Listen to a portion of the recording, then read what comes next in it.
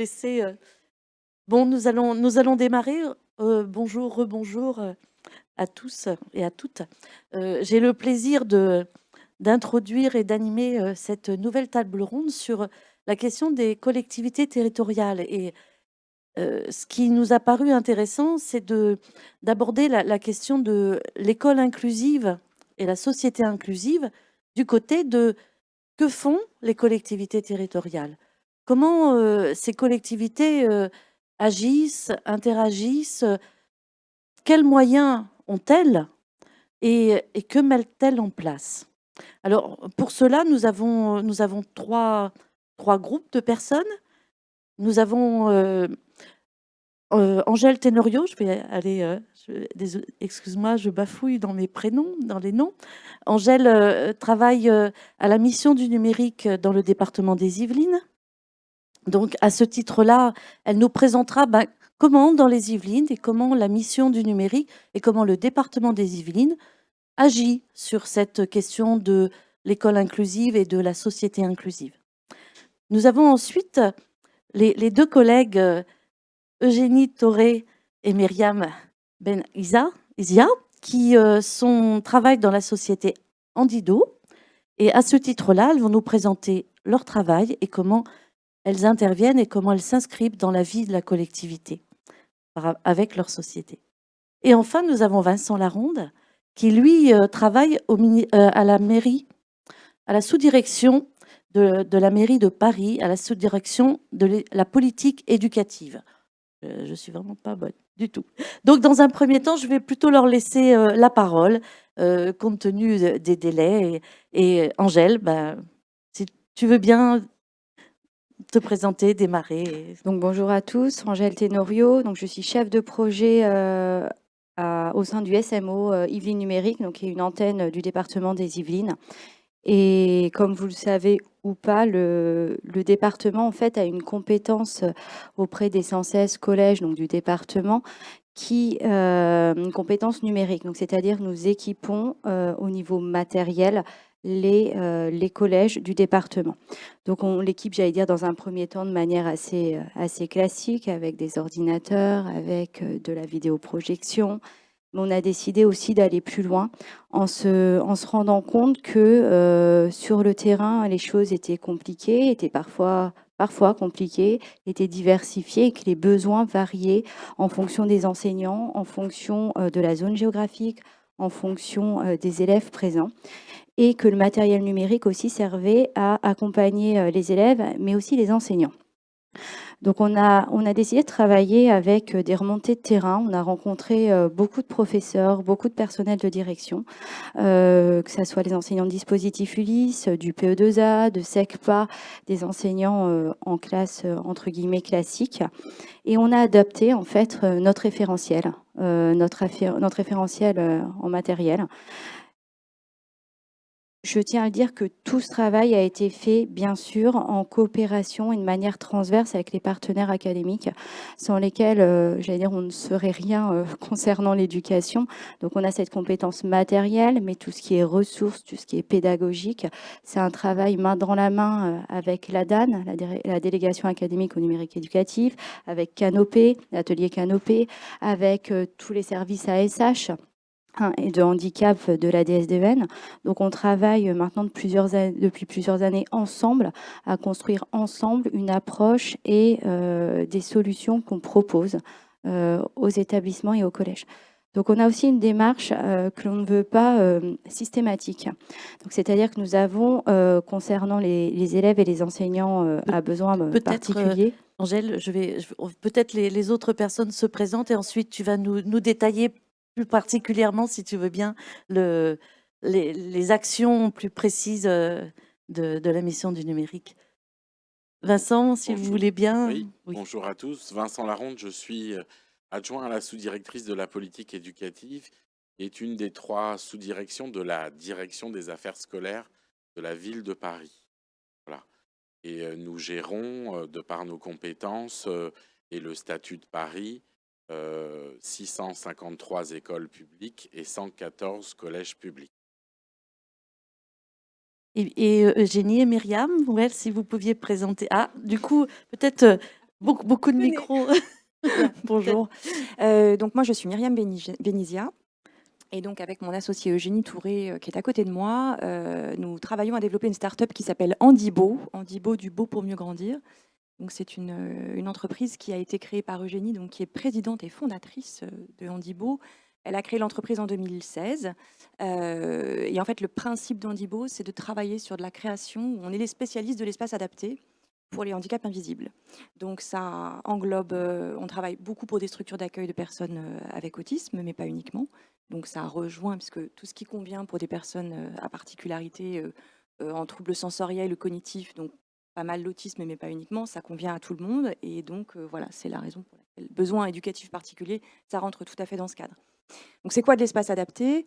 Donc on a plusieurs propositions. Eugénie a d'abord travaillé, au début, elle était dans une structure qui était plutôt une association. Et puis le besoin était tellement important qu'elle a fini par créer une entreprise qui s'occupe exclusivement de ça. Elle a commencé par développer du mobilier adapté, donc du mobilier qui va permettre une meilleure concentration, qui va permettre, voilà, qui va être adapté à ses besoins particuliers. Je vais résumer. Vous verrez après un peu plus, on illustrera après dans les projets ce que ça concerne exactement. Donc, au début, on a fait du mobilier, puis après, on a commencé à faire de l'aménagement d'espaces adaptés, donc des projets de décoration d'intérieur, entre guillemets, sauf que ça fait un peu de... décoration, ça fait un peu voilà, futile. Or, on répond aux besoins de base de l'autisme, donc c'est pas de la déco d'intérieur, c'est plus que ça. Et maintenant, on fait même du conseil et de la formation sur le sujet. Et on travaille, bon, on a une vraie volonté de travailler aussi vers l'inclusion professionnelle et scolaire, d'où certains projets qui ont été développés en partenariat avec différents acteurs qu'on verra tout à l'heure. Voilà la raison de notre présence ici. L'espace adapté, c'est quoi? En 3 mots, 4. Donc les bénéficiaires pour lesquels on travaille, elles ont des besoins particuliers en termes de sensorialité. Donc on va travailler dans l'espace les lumières, l'odeur, la structuration de l'espace, les matières, le repérage, beaucoup de choses qui sont vraiment extrêmement importantes et primordiales pour pouvoir avoir après des leviers pédagogiques, parce que quand les personnes ces bénéficiaires sont dans des environnements qui leur sont adaptés et dans lesquels ils sont confortables, alors on va pouvoir accéder à d'autres choses, des interactions qui sont facilitées, développer les potentiels, voilà. D'où l'importance de l'espace adapté et l'importance qu'il soit adapté partout où on peut et surtout dans l'espace public. Voilà. Merci beaucoup. Nous allons maintenant aller un peu plus avant et si vous voulez bien, détailler plus précisément quelles sont vos actions par un ou deux exemples. Angèle, Voilà, je te donc laisse la je parole. reprends où je m'étais arrêtée. Donc nous avons par exemple mis en place des appels à projets pédagogiques qui sont à destination et fléchés vers les enseignants du LIS, de SECPA et du PE2A, donc au sein du département, qui vont en fait pouvoir demander via des appels à projets pédagogiques à être équipés de matériel numérique. Nous n'avons volontairement aucun catalogue, c'est vraiment le projet qui va nous être porté, qui sera réalisé en comité avec toujours nos partenaires académiques, c'est-à-dire DAN, Canopé, ASH. Ils vont être sélectionnés parce que malheureusement, on a quand même une contrainte budgétaire, donc on sélectionne certains projets. Et on veut aussi que ça ne soit pas systématique. C'est pas parce qu'on a déposé un projet que l'on va être équipé. Donc on a vraiment cet accompagnement un peu transverse et cette vision transverse du département, de la collectivité et des différents partenaires académiques qui vont apporter chacun leur expérience et donner un avis sur la validité de ce projet. Ensuite, il y a une dotation en matériel. On a eu des demandes de classes mobiles, de tablettes. On a eu des demandes de robots, de Timio, de Bibot. Donc, on est sur un spectre assez large parce qu'un enseignant de dispositif Ulysse va travailler avec du matériel peut-être qui peut être fléché plus naturellement vers des élèves plus jeunes. Mais le projet fait qu'on va accompagner les enseignants et les élèves avec ce matériel, et le matériel est fléché sur le dispositif. Donc, on ne vient pas en complément de la MDPH qui équipe l'élève. Nous, on équipe le dispositif, l'ULIS, la SECPA ou l'UPE2A avec du matériel, et on a un accompagnement, puisqu'on travaille en partenariat, un accompagnement par des formations qui sont animées par la DAN, des formations pédagogiques. Nous, on a le côté un petit peu technique, on a les ASH qui interviennent aussi. Donc, on a vraiment ce côté un peu transverse. On essaie d'apporter une solution et un complément à un enseignement classique qui permet d'individualiser un petit peu les choses et d'accompagner au mieux. Voilà. Merci. Peut-être Vincent, vous pouvez prendre le micro et nous présenter un peu plus précisément les actions de votre sous-direction. Alors, au niveau de la direction des affaires scolaires de la ville de Paris, nous, bon, bien évidemment, nous avons ce qu'on appelle dans le jargon administratif nos compétences obligatoires. Et donc, il s'agit de rendre accessible, par exemple, les écoles. Nous avons un parc d'écoles et d'établissements qui est très varié et donc avec un nombre, par exemple, assez important d'écoles dites Jules Ferry, par exemple, qui posent des questions d'accessibilité pour les enfants en situation de handicap, quoi, certains types de handicap. Donc, par exemple, sur la mandature, nous avons obtenu, parce que c'est comment dire, une volonté forte de la maire de Paris, un budget, par exemple, sur la mandature de 15 millions d'euros pour rendre accessibles les établissements scolaires. Et c'est un travail long et parfois assez complexe au regard de l'architecture. Bien, nous avons nos compétences encore obligatoires sur l'équipement, voilà, le numérique, en lien avec le rectorat de Paris et le DAN, on accompagne cela de formation pour que les enseignants puissent utiliser le matériel numérique, les tablettes, les classes mobiles, les vidéoprojecteurs interactifs, etc. Et en accompagnant sur projet, parfois, des classes des ULIS notamment, qui souhaitent s'équiper sur projet pédagogique au regard de la population d'élèves accueillis. Eh bien, ils nécessitent tel ou tel matériel, alors nous accompagnons comme votre département. Ça, ce sont nos compétences dites obligatoires. Après, nous avons une particularité à Paris, peut-être plus d'une d'ailleurs. Nous avons un corps d'enseignants, c'est unique en France, que nous appelons les PVP, les professeurs de la ville de Paris, qui enseignent 3 disciplines, quoi. On a des PVP d'EPS, d'art plastique et d'éducation musicale. Et là, il y a un volet dans leur plan de formation, un volet formation euh, pour accueillir des élèves à besoins éducatifs particuliers. Ensuite, moi, je souhaitais vous parler surtout du périscolaire et de l'extrascolaire. Parce que nous avons, en lien avec la mise en œuvre de la réforme de 2013, développé, développé plus avant encore le périscolaire, notamment ce qu'on appelle les TAP, les temps d'activité périscolaire, des temps d'atelier qui pour Paris sont le mardi et le vendredi de 15h à 16h30. Mais nous avions déjà une histoire longue sur le périscolaire avec le mercredi notamment, et puis l'extrascolaire sur les petites et les grandes vacances. Et donc, nous avons développé, recruté, et là, nous avons une ambition très forte, d'ailleurs qu'on a inscrite à nouveau dans le projet éducatif territorial de Paris. Nous avons une ambition forte pour accueillir les enfants à besoins éducatifs particuliers parce que on le voit bien, on constate dans la fréquentation la même tendance de fréquentation que connaît le scolaire en milieu ordinaire d'enfants à besoins éducatifs particuliers. Pour le dire autrement, si on parle par exemple des enfants en situation de handicap, nous accueillons sur nos temps directement, sur lesquels nous avons directement compétence, le midi, l'étape, le mercredi après-midi, les vacances, de plus en plus d'enfants en situation de handicap.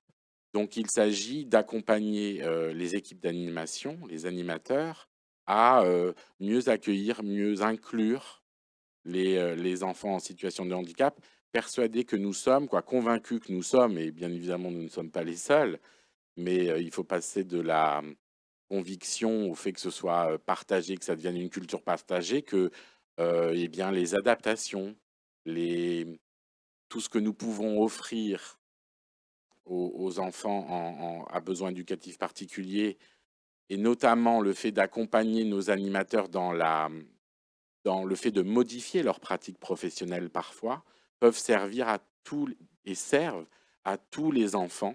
Voilà, à tous les enfants, parce que de toute façon, tout à l'heure, un des intervenants le disait, la notion de besoin ou la catégorisation, je ne sais pas si c'est le mot juste d'ailleurs, parce que c'est pas très beau.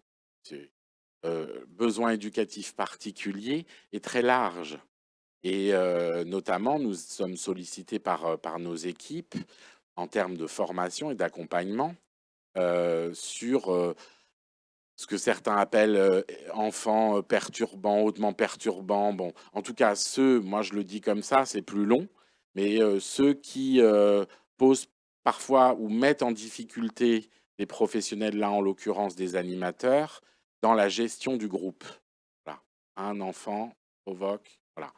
Et donc, on a cette dimension très importante. Et désormais, c'est une volonté de la directrice des affaires scolaires, encouragée en cela par les différents cabinets de la maire, des adjoints à la maire, c'est-à-dire de créer une mission d'éducation inclusive qui a pour objectif un petit peu de remettre à plat nos pratiques, notre organisation, puisque nous accueillons et nous avons mis en œuvre un grand nombre de choses depuis des années, avec un centre de ressources, etc. Bon, je passe, c'est difficile de tout détailler, mais en tout cas, désormais, avec la création de cette mission, il s'agit déjà de partager une culture commune sur éducation inclusive. Avec ce postulat que nous avons rappelé dans le projet éducatif territorial, qui est nous sommes convaincus de l'éducabilité de tous les enfants. Et donc, mais il ne s'agit pas d'être convaincu, il s'agit c'est important, c'est essentiel, mais il faut aller au-delà, c'est-à-dire de faire partager tout ce que ça implique, et notamment en termes de, on va dire, de mutation de pratiques professionnelles. Voilà, notamment vis-à-vis des animateurs qui s'investissent fortement sur ces temps périscolaires et extrascolaires. Donc, les accompagner par des formations. Nous avons, en lien avec la CAF, dans ce qu'on appelle le contrat enfance-jeunesse, un financement important en termes de formation, notamment pour les enfants en situation, pour nos animateurs, nos personnels en direction des enfants en situation de handicap. Mais pas simplement outils, il faut qu'on développe. Tout à l'heure, on parlait de la plateforme du ministère, aussi dans une version numérique, des outils, et surtout, c'est le dernier point, surtout dans ce que certains appellent le pilotage de la structure. C'est pas très, très joli comme façon de présenter, mais plutôt d'animation de réseau. Nous avons des personnes ressources, en la personne actuellement, notamment de ce qu'on appelle les directrices de CLAP. Alors, ce sont des centres de loisirs à parité qui existent depuis plus de 10 ans maintenant, qui accueillent à parité des enfants en situation de handicap et des enfants ordinaires en centre de loisirs. Nous en avons 10 à Paris, avec un budget de 225 000 € par an. Et ces directrices sont toutes des femmes de ces centres de loisirs à parité, sont aussi ce qu'on appelle des référentes handicap, c'est-à-dire qu'elles travaillent auprès des équipes de centres de loisirs ordinaires pour analyser un besoin, analyser une situation, proposer des pistes, des outils, des pistes d'adaptation. Et ça, il faut qu'on renforce ce réseau, cette animation, parce qu'on le sait bien que tout à l'heure, le chef du bureau à la DGESCO le disait, il y a la dimension importante de la formation, mais il y a la dimension importante également de l'accompagnement. et de l'accompagnement toujours dans cette idée, et ce sont vraiment mes derniers mots, dans l'idée de partager et de bien comprendre ce qu'est l'éducation inclusive et ce concept d'inclusion aujourd'hui en France. Merci Vincent, Myriam, Eugénie.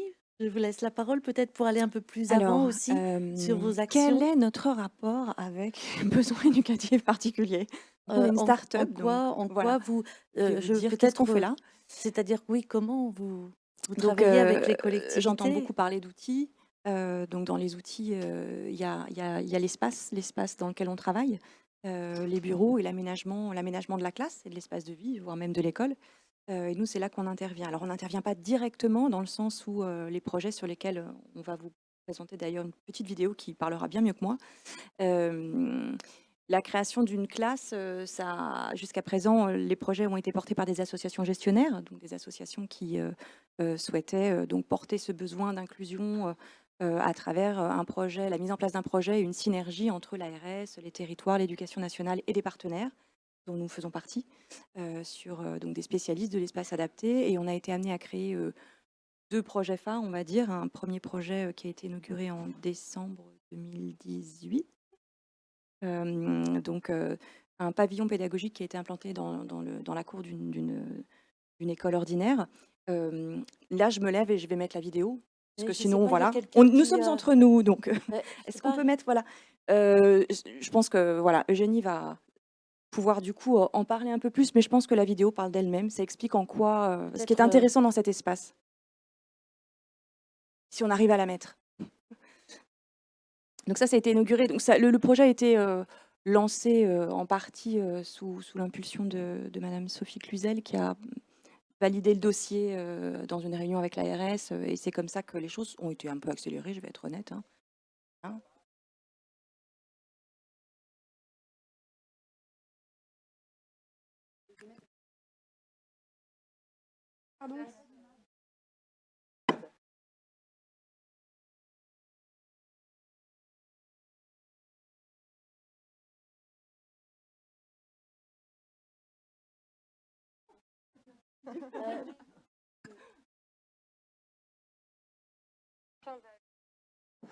Classe d'enfants autistes.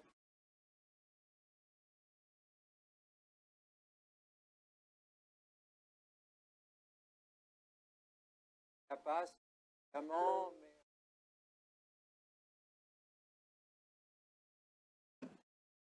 Beaucoup d'énergie et de volonté.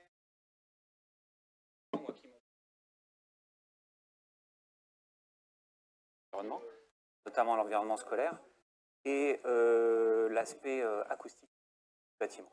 Voilà. Et tout en étant dans une construction écologique. J'aime bien l'idée de chalet, je pense que c'est un côté cocon. Ce qu'on a le plus travaillé, ce qui me rend le plus fière, c'est la sensorialité, les adaptations sensorielles. C'est-à-dire qu'on a travaillé les vues sur l'extérieur, l'isolation phonique, l'acoustique, les différents éclairages, toutes les matières, les couleurs, et je trouve qu'on est vraiment dans un environnement, dans une classe qui est confortable au niveau. C'est vraiment la base pour gagner en énergie, en attention. C'est vrai que quand on rentre dans cette classe, on s'y sent bien, et j'espère que les enfants qui vont y entrer, ils vont aussi s'y sentir bien. Je suis vraiment consciente que de travailler dans un lieu unique, qui est vraiment réservé et qui a été pensé pour accueillir des enfants, pour accueillir 10 élèves autistes. Le pavillon, il est conçu en 4 parties, donc il peut être démontable. Donc ça, c'est un point très important dans le projet quand même. C'est quand même assez nouveau de voir un espace comme ça et assez nouveau pour qu'on puisse en parler et puis que ça se reproduise ailleurs. C'est-à-dire qu'on peut rester 1 an, 2 ans, 3 ans, et si le besoin n'est plus là ou si un autre besoin existe ailleurs, on peut très bien démonter le bâtiment, puisqu'il est conçu en 4 parties, et aller le positionner ailleurs. C'est la première classe au monde qui a été construite spécialement pour des enfants autistes. Et ça, tant qu'il n'y en a pas une deuxième, on va être très fiers. Merci, merci beaucoup. Peut-être que vous pouvez, Myriam, Eugénie, nous en dire un peu plus sur comment s'est passée cette élaboration jusqu'à cette classe particulière et attentif aux aspects sensoriels dans cette école. En fait, le besoin sur ce projet, c'est que le GAPAS, donc est un établissement donc médico-social, avait eu l'accord pour créer une unité expérimentale élémentaire autisme dans la suite des unités maternelles. Et donc la commune était d'accord pour accueillir cette unité, sauf qu'il n'y avait plus de classes disponibles dans le cadre des dédoublements de CP. Et donc on a fait appel à nous pour essayer de trouver une solution pour pouvoir accueillir cette unité de 10 enfants dans une des écoles de la commune. Donc ça a été vraiment un travail qui a réuni l'éducation nationale, le médico-social, l'ARS et la commune. Voilà, après, nous, plus largement, tout à l'heure, vous parliez d'accessibilité. Alors, il y a toute la question de l'accessibilité moteur, mais il y a vraiment des enfants à besoins particuliers qui ont d'autres troubles, d'autres handicaps, qui ont d'autres besoins en termes d'accessibilité et d'aménagement de l'espace. On travaille pour un public autiste, mais je pense que c'est beaucoup plus large que ça. En tout cas, pour les personnes autistes, le cadre, l'environnement dans lequel l'enfant va évoluer, le fait qu'il soit confortable au niveau sensoriel, en tout cas, qu'il y ait quelques petits, peut-être cocons ou zones de retrait, des postes de travail un petit peu plus contenants, ça va vraiment être un préambule indispensable pour qu'il puisse rentrer dans les interactions, dans les apprentissages. Ça peut être vraiment un plus. Alors, on a travaillé sur des unités maternelles, autisme, mais plus largement dans toutes les classes, si des petits postes qui permettent vraiment de... La contenance permet de s'isoler un peu de tout ce que vont être les stimulations sensorielles, mais aussi le groupe. Voilà, ce sont des petits aménagements qui vont permettre l'inclusion des personnes à besoins un peu particuliers, mais qui conviennent à tous les enfants. Et voilà. Nous, on essaie de sensibiliser sur les besoins particuliers en termes d'aménagement de l'espace qui vraiment ont des effets importants. Peut-être oui, Angèle, tu peux Moi, je veux bien rebondir sur ce que vous venez de dire, puisque bien sûr, les espaces, c'est essentiel, l'aménagement, le mobilier. Donc là, au niveau je parle toujours du département des Yvelines, parce que voilà, c'est le sujet que je maîtrise le mieux, mais on a un nouveau collège, le collège innovant, qui va bientôt sortir de terre, justement, avec une nouvelle architecture, une manière de penser les espaces scolaires et finalement les espaces annexes. On parle de la cour de récréation, on parle des couloirs, on parle peut-être des sanitaires aussi, de repenser les choses un petit peu différemment. Et bon, on a un collège, le temps de construction, de manière un peu plus immédiate et concrète. Dans ce cadre des appels à projets pédagogiques que l'on a mis en place sur le numérique, on a la même chose qui va être proposée. Donc voilà, c'est une primeur. Cette année, à partir du mois d'avril, au 116 collèges, on va leur proposer de nous transmettre leurs demandes, leurs besoins, leurs projets d'aménagement de l'espace. Sous le même cadre, on aura un comité avec une sélection. On a déjà eu l'année dernière 3 demandes qui ont été faites pour des CDI et un dispositif Ulysse et une salle de permanence. Voilà, donc on s'est dit que c'était un vrai besoin, que cette thématique était un peu transverse et pouvait toucher tous les élèves aussi, donc ce qui nous intéresse. Donc, on y travaille aussi et on essaie toujours d'être sur cette non-systématisation, mais ce recueillement du besoin et cet accompagnement en retour. Voilà, un peu de cocooning et de cas par cas, nous aussi, même si nous sommes une collectivité. Nous essayons. Peut-être, puisque tu as le micro, nous donner un exemple plus concret d'une action vraiment typiquement numérique alors, que vous avez je mis vois en de quoi place tu parles. au niveau. Donc, nous avons mis et de la même façon, voilà. Nous avons mis il y a 2 ans un projet handicap et numérique en place. par Voilà. exemple. Au sein du département, qui est à la base issu d'une réflexion et d'un retour terrain des enseignants de dispositif Ulysse. Donc c'est un projet qui a 2 ans maintenant, qui a été suivi par le ministère et par l'INSHEA. Donc nous avions à l'époque 56 dispositifs Ulysse au sein du département des Yvelines. Je parle toujours collège. Maintenant nous sommes à 60. Donc en plus de leur proposer cet appel à projet pédagogique, donc cette dotation en particulier, on leur a proposé 2 axes. Un deuxième, c'était la participation à un projet robotique que nous avons déjà depuis 5 ans, qui permet à des élèves de travailler de manière transverse à la construction d'un robot, à sa programmation, à la construction d'un décor sur toute l'année scolaire. Et on a décidé de proposer ce projet au dispositif Ulysse. Donc ça fait un peu débat au sein des équipes, mais sous le même cahier des charges. C'est-à-dire que les exigences étaient exactement les mêmes pour les dispositifs Ulysse que pour les classes de 3e qui participaient. Donc nous avons 3 dispositifs Ulysse qui sont lancés dès la première année sans historique dans l'aventure. Donc ça a été suivi, il y a eu des reportages, enfin voilà, bon, sans parler d'émotions, d'affect, j'en mets toujours au travail, on me dit que j'en mets trop, mais c'était une très belle aventure, une belle expérience. Les enseignants se sont lancés donc avec des élèves qui avaient c'était des Ulysse cognitives. Donc voilà, avec bon, c'était un peu compliqué au départ. Il y a une approche qui a été différente, un véritable accompagnement. Donc la belle surprise, c'est que sans aucun trucage, j'allais dire, et sous le même cahier des charges, il y a un dispositif Ulysse qui a gagné un des 4 grands prix, qui a fait un décor mais magnifique, une présentation avec une vidéo.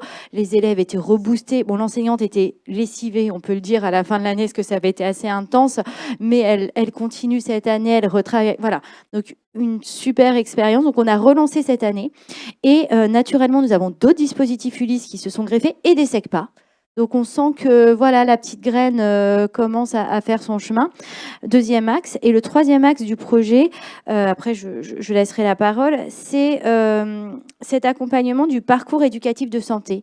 On s'est rendu compte que ce message un peu abstrait pour des élèves à besoins particuliers, quels que soient les besoins, était un peu difficile. Donc, on a travaillé à mettre à disposition des infirmières scolaires, des tablettes numériques, et surtout avec la DAN, donc la délégation académique au numérique, nous avons créé des comités qui ont travaillé sur 3 parcours pédagogiques, sur le harcèlement, sur les premiers secours et sur l'estime de soi. Donc, des parcours pédagogiques ludiques avec des petits super-héros, voilà, quelque chose d'assez sympa. Et ces comités étaient constitués, donc en général, on est sur quelque chose de très segmenté, les enseignants d'un côté, les médecins de l'autre. Et là, c'était des groupes avec des infirmières scolaires, des médecins, des enseignants de dispositifs Ulysse, des profs de PS qui étaient formateurs. Et voilà, ces groupes ont travaillé pendant presque 1 an à la création de ces ressources qui maintenant sont disponibles via ELEA. Et ce qui est intéressant, c'est que c'est un peu le projet inverse, c'est que quelque chose qui était à la base avec pour cible des élèves de dispositifs Ulysse, finalement sont utilisés et vont être utilisés en UPE2A et auprès d'élèves classiques parce que c'est fun, parce que c'est sympa, parce que c'est utile et que ça donne envie. Donc voilà. Merci. Vincent, si vous voulez aussi nous donner peut-être un exemple plus concret des actions de la direction. Alors, je vais prendre un tout autre exemple et un tout autre domaine, c'est celui des... Nous avons des centres de loisirs en milieu hospitalier. Et là, nous sommes en train de travailler avec les collègues qui sont en poste dans ces centres de loisirs en milieu hospitalier à faire du lien avec ce que j'appelle le milieu ordinaire, les centres de loisirs ordinaires. Parce que nous avons un enjeu impératif et fondamental, c'est de professionnaliser encore et toujours nos professionnels. Et on a bien vu que en fait, on avait tout intérêt à faire travailler ensemble, se rencontrer des personnels. Alors, je ne parle pas même de personnel, c'est une problématique qu'on connaît partout, mais autre que des fonctionnaires de la ville. Là, je parle déjà de fonctionnaires, parce que c'est une ville-monde, donc des fonctionnaires au sein même de la même direction, de la même filière, qui doivent Et nous, on doit créer les conditions qui doivent travailler ensemble et partager les expériences pour permettre de diffuser un regard, des pratiques qui bénéficieront à tous les enfants. Ça, c'est un enjeu fort. Et donc là, sur les centres de loisirs en milieu hospitalier, on s'est aperçu qu'il y avait eu un fonctionnement qui faisait qu'il n'y avait pas ces liens avec le milieu ordinaire et que tout le monde, en échange de pratiques, avait intérêt et un gain à travailler ensemble. Donc ça, c'est un axe assez fort en ce moment de notre réflexion et de notre mise en œuvre. Et puis, on a aussi une réflexion importante sur les aménagements d'espace. Alors en fait, des espaces scolaires, mais scolaires au sens lieu, pas simplement temps scolaire. Voilà, parce que l'école, c'est un lieu que fréquentent les enfants, qui parfois sont élèves et parfois ils sont toujours enfants, mais parfois ils sont sur temps scolaire, ils sont élèves, parfois sur temps périscolaire, extrascolaire, nous les appelons enfants. Mais ce sont les mêmes. Et ils fréquentent ces différents temps sur ce même lieu. Et donc, ce qui amène les professionnels, ce qui amènerait les professionnels à travailler ensemble. Bon, le chemin est encore long. Le chemin est encore long. Il y a beaucoup d'avancées, voilà, et notamment sur la question de lorsque des enfants à besoins éducatifs particuliers fréquentent cette école ou cet établissement. Bon, on constate qu'il y a quand même une avancée dans les discussions et les échanges entre professionnels, entre les adultes qui fréquentent cette école et qui accompagnent les enfants. Mais néanmoins, on a dans ce lieu cette question des aménagements. D'abord, on y est rentré par une réflexion sur les plus jeunes enfants, les enfants d'âge maternel. Donc, l'aménagement de ces temps et surtout de ces espaces, de ces temps, et donc de ces espaces dans ces temps, pour aussi permettre une respiration aux enfants, à tous les enfants, le fait de pas être toujours dans une forme d'activisme, c'est-à-dire, et d'activité. Peut-être qu'activisme, c'est un peu trop connoté. D'activité, du moins. Et parfois, pour répondre, c'est peut-être pas très politiquement correct, mais en tout cas, pour aller à l'encontre de ce que parfois certains parents souhaitent, hein, sur une journée longue pour un enfant, dans une semaine chargée, pas du moins en volume horaire, dans sa présence au sein de l'établissement, alors il faut, comme les enseignants, amener à aménager les emplois du temps et la façon d'enseigner et les activités qu'ils proposent aux élèves.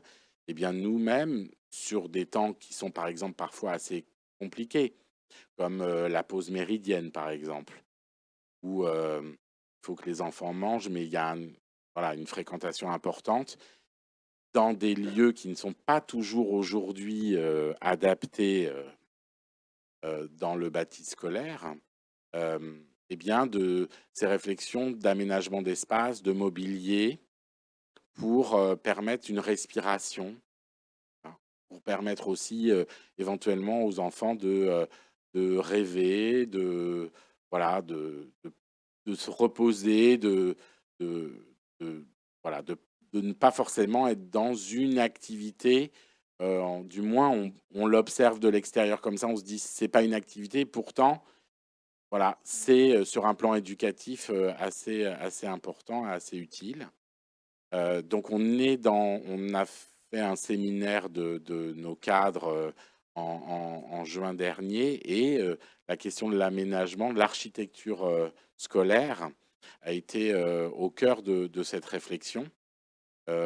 Les espaces, le mobilier, les couleurs, l'acoustique, voilà. Donc, tout ce que vous avez présenté me parle et fait écho à notre volonté au sein de la direction de travailler sur ces sujets-là avec, je ne vous le cache pas, une voilà, une complexité, c'est que notre bâti scolaire est, voilà, est pas, et voilà, est pas toujours, et n'est pas toujours adapté, ou du moins, voilà, les adaptations pour arriver à mieux aménager et mieux répondre aux besoins des enfants et des élèves va mettre un certain temps. Voilà. Et- Mais c'est quand même un objectif que l'on se donne et sur lequel nous allons avancer parce que nous sommes bien conscients que ça bénéficie à tous les enfants et que voilà, ça bénéficie à tous les enfants. Si je peux me permettre juste une super,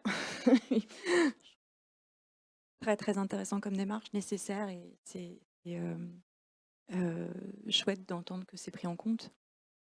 Et pour rebondir et aller dans le même sens, en fait, donc nous on travaille principalement avec des structures du médico-social. Et au début, on est intervenu sur des structures qui étaient déjà existantes et qui avaient leur propre bâti, parfois des bâtis qui n'étaient pas du tout adaptés pour les bénéficiaires qui étaient accueillis. On a fait certains aménagements pour bon, essayer d'adapter l'espace au mieux pour répondre aux particularités du public. Et maintenant, on commence à répondre de concert pour des appels à projets avec des associations gestionnaires qui souhaitent, dès le début, dès la réflexion avec l'architecte, nous inclure dans les réponses pour qu'on puisse évidemment laisser l'architecte créer son œuvre, mais quand même mettre tout de suite dans les cahiers des charges, il va falloir qu'il y ait tel type de sol, tel type de... Voilà, un certain nombre de choses qui, si elles sont prises en compte dès le départ, alors on aura un environnement, même dans la structuration des pièces, dans plein de choses, des couloirs, vous en parliez tout à l'heure, il y a plein de choses qui doivent être prises en compte dès le départ. Ça coûte pas forcément plus cher, ça coûte beaucoup plus cher de revenir dessus après, il faut y penser tout de suite. Et voilà, après, la difficulté avec les écoles et les établissements scolaires, c'est qu'ils sont déjà existants et donc il faut faire avec. Mais avoir cette logique de prendre en compte ça dès la construction des structures, ça commence à arriver et c'est vraiment quelque chose de super important.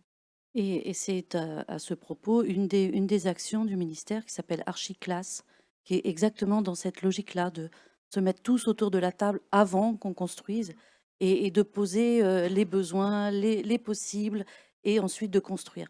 Mais il n'empêche que quand c'est déjà construit comme à Paris, c'est aussi formidable de se dire que la réflexion aussi est là sur peut-être modifier les espaces en termes de hauteur, de choses comme ça, on peut créer des cocons à l'intérieur de grandes salles. Moi, j'ai suivi des cours dans une des écoles de la ville de Paris et les plafonds sont très hauts et rien que ça, bon, on peut créer des espaces à l'intérieur de grands espaces. Et Je- les cours. Et nous avons un projet qui se met en œuvre dans un certain nombre d'écoles, mais aussi dans une ouverture sur le quartier. C'est ce qu'on appelle les cours Oasis à Ah, Paris. magnifique, oui. Et donc, avec une volonté de la maire d'ouvrir aussi Mhm. les questions que ça pose parfois complexes, mais d'ouvrir sur le week-end, par exemple, donc il s'agit d'aménager le sol de la cour, voilà, d'aménager des espaces Oui. verts, voilà, mais tout en respectant les différents usages et les contraintes qui existent dans une école. Voilà. Mais en tout cas, il y a cette mise en œuvre de ce projet qui participe à cette idée mais à la fois aussi donc d'aménagement, de bien-être pour les enfants et les adultes qui fréquentent cette école, mais aussi de d'ouvrir l'école sur son quartier, de faciliter les interactions, voilà, et de s'approprier aussi un lieu qui certes est d'abord un lieu d'enseignement, mais qui est aussi un lieu de loisirs éducatifs et qui peut être aussi à certains moments un lieu de partage avec sa famille, voilà. Il y a aussi cette dimension-là. Sur un plan éducatif, c'est particulièrement important. Alors ça va parfois à l'encontre des représentations de certains ou des habitudes de certains, mais cette notion d'ouverture et d'ouverture des espaces et d'appropriation, d'inscription véritablement d'un établissement dans son environnement et dans les interactions qui doivent se faire entre ce lieu et son environnement. Je vois que le temps passe quand même malgré tout et en même temps, vous avez tous beaucoup de richesses et beaucoup de choses. Donc, peut-être pour conclure cette table ronde, chacun d'entre vous nous donner quelques... Voilà, vous allez où? Quels sont vos projets aujourd'hui? Je pense que vous en avez tous énormément. S'il y avait un, un- un axe vers lequel vous êtes en train d'avancer, des choses qui ne sont pas encore concrétisées, mais peut-être, voilà, une... Et on a très envie d'en savoir plus pour chacun d'entre vous et de se voir plus tranquillement pour en parler. Myriam, peut-être, oui? Allez-y. Eugénie, allez-y. C'était pas grave. Mais vous avez le droit de dire autre chose, oui. Non, en fait, je voulais vous dire que j'ai entendu vos projets qui sont hyper intéressants.